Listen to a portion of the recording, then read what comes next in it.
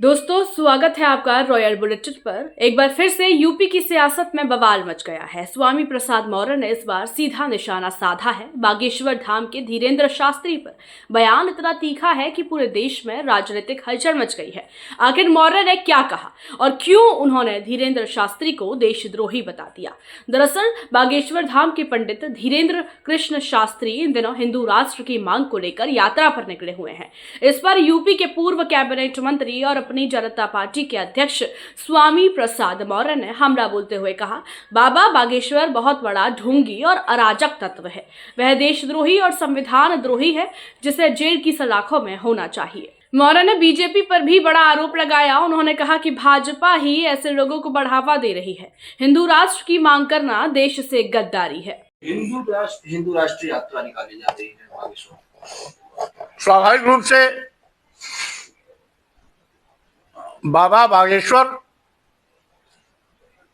बाबा के रूप में बहुत बड़ा ढोंगी है, अराजक तत्व है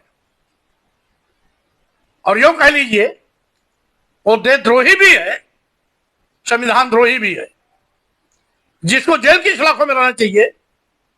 भारतीय जनता पार्टी उसका महिमा मंडन कर रही है और पूरे देश में यात्रा करवा रही है। इसके पीछे भी भाजपा का हाथ है।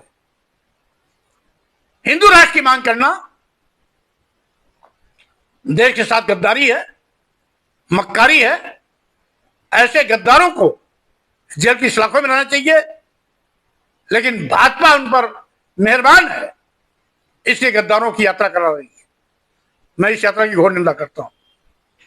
अभी मुजफ्फरनगर में एक छात्र ने आत्मदाह कर दिया और मुख्यमंत्री बिहार में विकास की बात करके ये पूरे उत्तर प्रदेश में आगे दिन हो रहा है।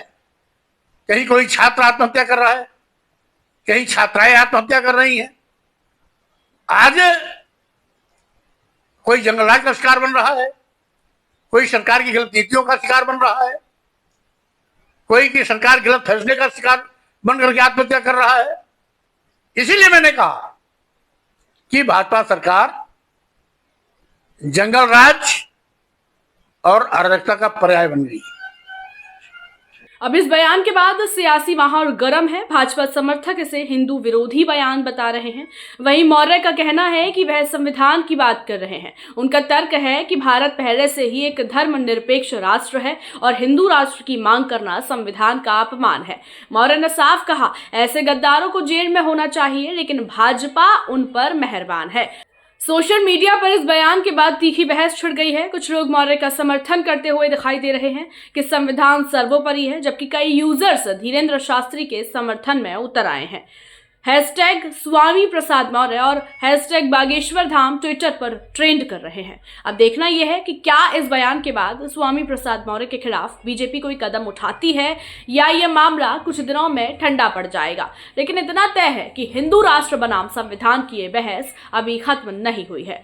दोस्तों, आप बताइए, क्या स्वामी प्रसाद मौर्य का बयान सही है या गलत? नीचे कमेंट में अपनी राय जरूर दें और इस वीडियो को लाइक और शेयर करना ना भूलें।